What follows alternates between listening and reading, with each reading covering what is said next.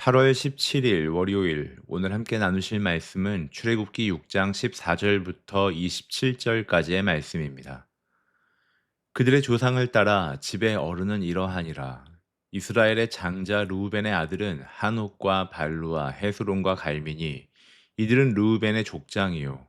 시므온의 아들들은 여무엘과 야민과 오학과 야긴과 소할과 가나안 여인의 아들 사울이니 이들은 시므온의 가족이요. 레위의 아들들의 이름은 그들의 족보대로 이러하니 게르손과 고학과 무라리요. 레위의 나이는 137세였으며 게르손의 아들들은 그들의 가족대로 림니와 시므이요. 고핫의 아들들은 아므람과 이스하엘과 헤브론과 우시엘이요. 고핫의 나이는 133세였으며 무라리의 아들들은 마흘리와 무시니 이들은 그들의 족보대로 레위의 족장이요. 아므람은 그들의 아버지의 누이 요게벳을 아내로 맞이하였고 그는 아론과 모세를 낳았으며 아므람의 나이는 137세였으며 이스라엘의 아들들은 고라와 네벡과 시그리요. 우시엘의 아들들은 미사엘과 엘사반과 시드리요. 아론은 암미나답의 딸 나손의 누이 엘리세바를 아내로 맞이하였고 그는 나답과 아비후와 엘르아살과 이다마를 낳았으며 고라의 아들들은 아실과 엘가나와 아비아삽이니 이들은 고라 사람의 족장이요. 아론의 아들 엘르아살은 부디엘의 딸 중에서 아내를 맞이하였고 그는 비느하스를 낳았으니 이들은 레이 사람의 조상을 따라 가족의 어른들이라. 이스라엘 자손을 그들의 군대대로 애굽 땅에서 인도하라 하신 여호와의 명령을 받은 자는 이 아론과 모세요. 애굽 왕 바로에게 이스라엘 자손을 애굽에서 내보내라 말한 사람도 이 모세와 아론이었더라. 아멘. 동등하게 세워진 두 일꾼이라는 제목으로 함께 말씀 나누겠습니다. 출애굽기 6장을 읽어 내려가다가 오늘 본문에 이르면 조금은 뜬금없어 보입니다. 앞에서 하나님께서는 놀라운 말씀을 하셨습니다.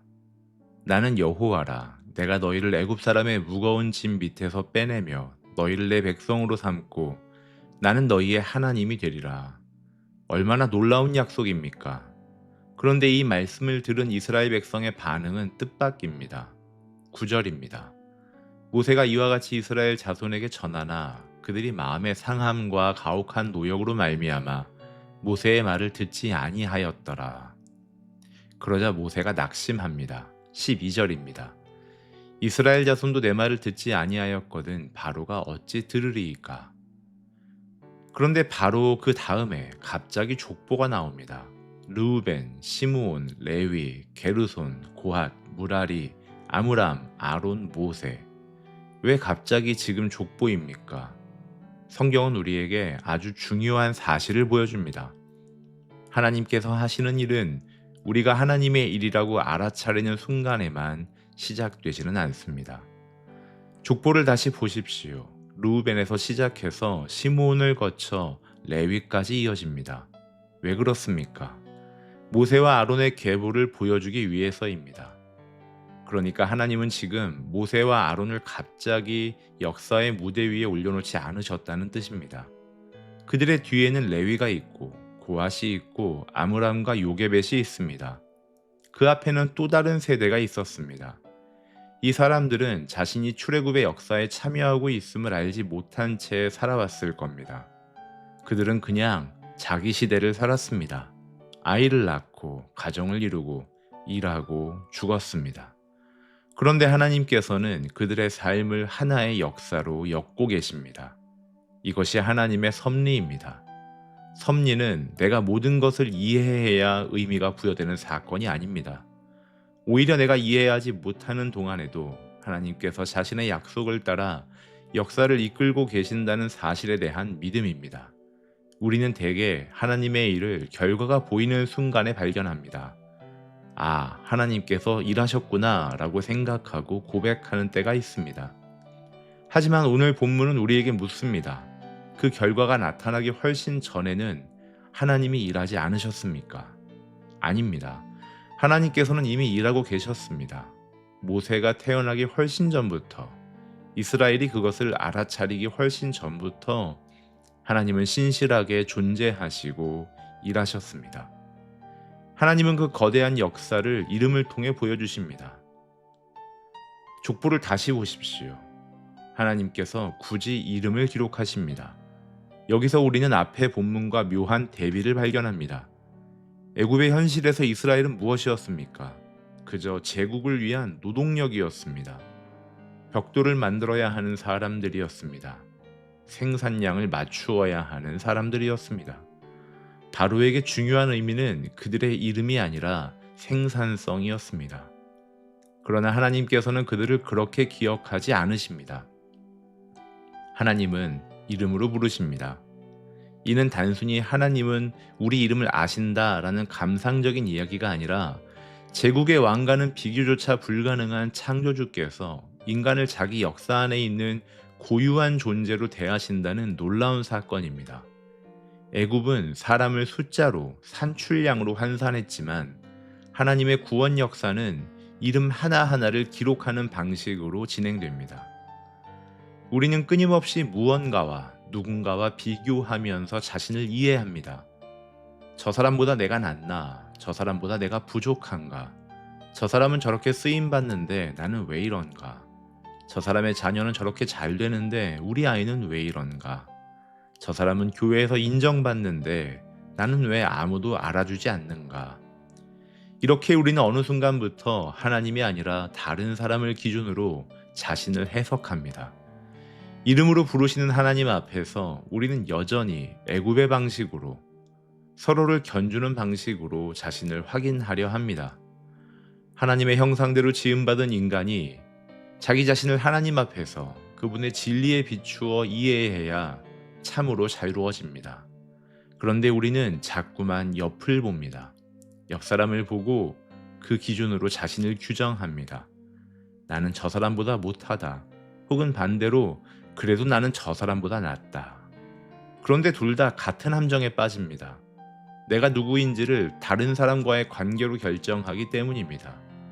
이런 비교가 사람을 우월감과 열등감 사이에서 계속 흔들어댑니다. 그러나 하나님은 우리를 옆 사람과 비교해서 규정하지 않으시고 각자의 이름으로 곧 하나님 앞에 선 하나의 고유한 존재로 부르십니다. 그러므로 비교는 단순히 기분 나쁜 감정의 문제가 아니라 성경에 대한 바른 이해의 문제입니다. 내 존재의 기준을 하나님에게서 다른 사람에게로 옮겨버리기 때문입니다. 오늘 본문을 보면 이스라엘 역사에서 가장 위대한 선지자로 여기는 모세를 아론과 함께 세웁니다. 26절은 이 아론과 모세요 라고 기록하지만 27절에서는 이 모세와 아론이라 라고 말하며 이름의 순서가 바뀝니다. 학자들은 이 어순의 교체를 족보 삽입 단락을 마무리하고 본문의 원래 흐름으로 되돌아가는 문학적 표지로 설명하기도 합니다. 그런 형식적 이해를 존중하면서도 저는 이 본문을 다르게 해석하는 것도 가능하다고 생각합니다. 한 번은 아론이 먼저 불리고 그 다음에 모세가 먼저 불리는 이 자리 바꿈 속에서 두 사람 중 누가 더 앞서는 존재인지를 성경이 고정시켜 말하지 않는 것이 아닐까 싶습니다. 아론은 모세보다 나이가 많았습니다. 그리고 역할도 완전히 같지 않았습니다. 모세는 하나님께 부름받은 지도자였고 아론은 그의 대변자로 세워졌습니다. 그런데 여기서 중요한 사실이 있습니다. 하나님께서 두 사람 모두를 자신의 구원 역사 안에 세우셨다는 사실입니다. 아론은 모세가 아니어도 됩니다. 모세도 아론이 될 필요가 없습니다. 아론이 모세를 부러워해야 할 이유도 없고 모세가 아론과 자신을 비교해서 자신의 소명을 의심할 이유도 없습니다. 하나님께서 각각의 사람을 아시고 각각의 역할을 주셨기 때문입니다. 하나님 나라 큐티의 오늘 본문 제목은 동등하게 세워진 두 일꾼입니다. 여기서 동등하다는 말은 역할이 같다는 뜻이 아닙니다. 하나님 앞에서 각각의 존재가 똑같이 소중하며 각각의 부르심이 하나님께로부터 왔다는 의미입니다. 우리는 비교 때문에 자신을 파괴하기까지 합니다. 열등감과 우월감은 서로 반대처럼 보이지만 그 뿌리가 같습니다. 둘 다 자기 자신을 다른 사람의 옆에 놓고 바라보는 시각입니다. 그래서 우월감에 빠진 사람도 열등감에 빠진 사람도 모두 비교해서 자유롭지 않습니다.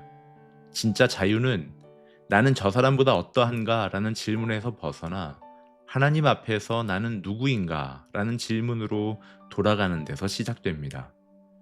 자기 존중은 스스로에게 나는 소중한 사람이야 라고 반복해서 생각한다고 만들어지지 않습니다.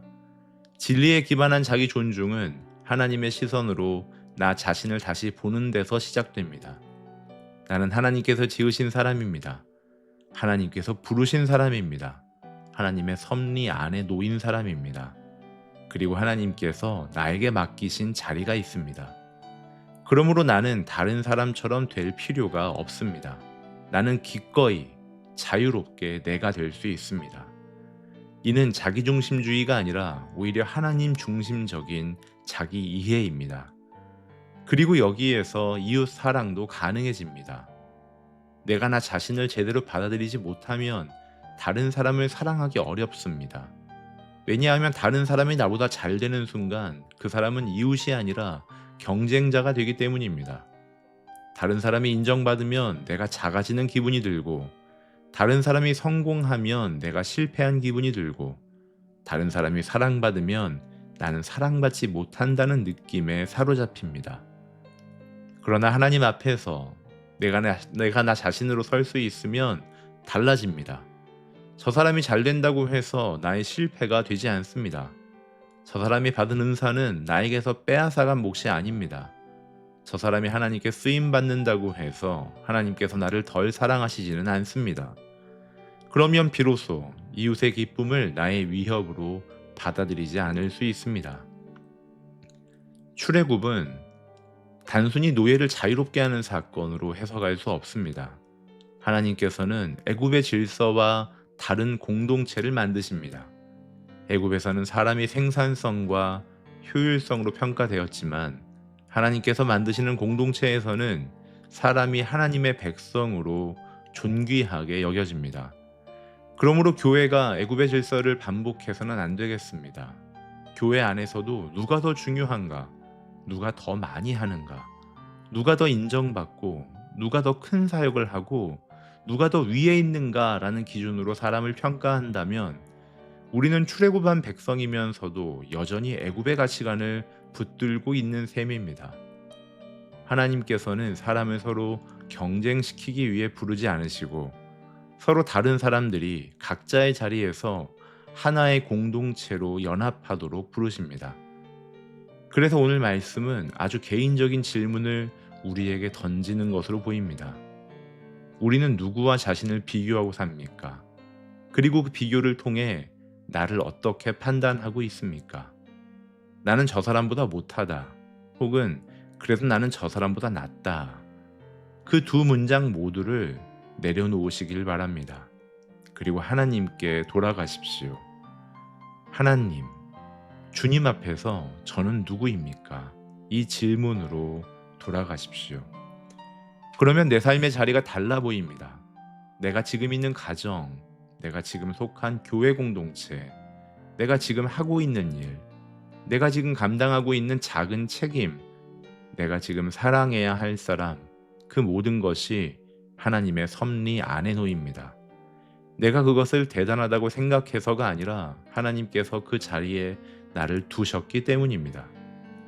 이 아론과 모세요. 이 모세와 아론이라. 하나님은 두 사람을 아셨습니다. 이름을 아셨고 가문을 아셨습니다. 그들의 역할을 아셨습니다. 그리고 그들을 하나님의 구원 역사 안에 동등하게 세우셨습니다. 사랑하는 성도 여러분, 하나님께서는 우리를 다른 사람과 비교해서 부르지 않으십니다. 하나님은 우리를 우리 각자의 이름으로 부르십니다. 하나님께서 우리에게 맡기신 자리가 있습니다. 그 자리가 커 보이든 작아 보이든 사람들이 알아주든 알아주지 않든 다른 사람보다 앞에 있든 뒤에 있든 하나님 앞에서는 그곳이 하나님께서 저와 여러분에게 맡기신 자리입니다. 그러므로 남의 자리를 부러워하지 마십시오. 남의 자리와 내 자리를 비교하지 마십시오. 그리고 내 자리를 하찮게 여기지도 않으시길 바랍니다. 하나님께서 세우신 자리라면 그 자리에서 우리는 하나님의 일꾼입니다. 모세가 될 필요가 없는 아론, 아론이 될 필요가 없는 모세, 그리고 모세도 아론도 될 필요가 없는 우리. 하나님께서 부르신 바로 그 사람으로 하나님께서 세우신 바로 그 자리에서 충성하는 복된 한날이기를 축복합니다. 이름으로 우리를 부르시는 하나님, 남과 비교하지 않고 주님이 세우신 그 자리에서 동등한 일꾼으로 충성하게 하소서. 함께 기도하겠습니다. 이름으로 우리를 부르시는 하나님, 오늘 본문 앞에서 저희의 마음을 다시 살피게 해 주십시오. 저희 마음이 자주 옆을 향했음을 고백합니다. 저 사람보다 나은가, 저 사람보다 못한가를 재면서 저희 자신을 확인하려 했던 순간들이 있었습니다. 그러나 오늘 주님께서 이름을 기록하시고 세대를 이어오신 손길을 보여주신 이 말씀 앞에서 다시 한번 생각합니다.